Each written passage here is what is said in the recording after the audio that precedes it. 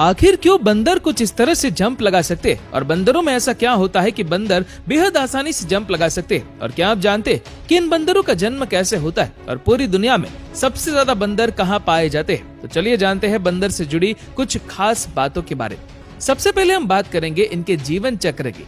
इस प्रक्रिया में सबसे पहले नर और मादा का मिलन होता है और इनका ये मिलन 15 से 20 मिनट तक चलता है। जैसे ही इनके मिलन की प्रक्रिया पूरी हो जाती है, उसके कुछ दिनों के बाद ही मादा गर्भावस्था में आ जाती है।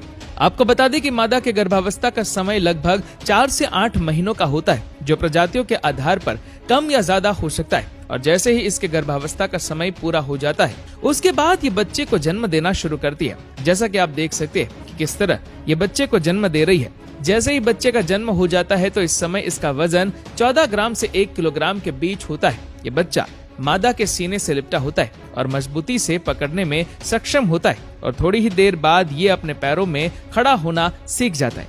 बच्चे के जन्म लेने के बाद उसकी खास देखभाल उसकी माँ द्वारा की जाती है, जिसके बाद समय समय पर मादा अपने बच्चों को दूध पिलाती है और इस अवस्था के दौरान ये बच्चा अपना ज्यादातर समय अपनी माँ की पीठ या उसकी बाहों में बिताता है और यही अवस्था लगभग 6 से 18 महीनों तक जारी रहती है और इस तरह बच्चे का विकास लगातार होते रहता है। और जैसे ही 6 से 18 महीनों का समय पूरा हो जाता है, उसके बाद ये बच्चे युवा अवस्था में पहुंच जाते हैं। आपको बता दें कि ये बंदर युवा अवस्था में लगभग 3 से 6 सालों तक रहते हैं, जो विभिन्न प्रजाति के आधार पर कम या ज्यादा हो सकता है।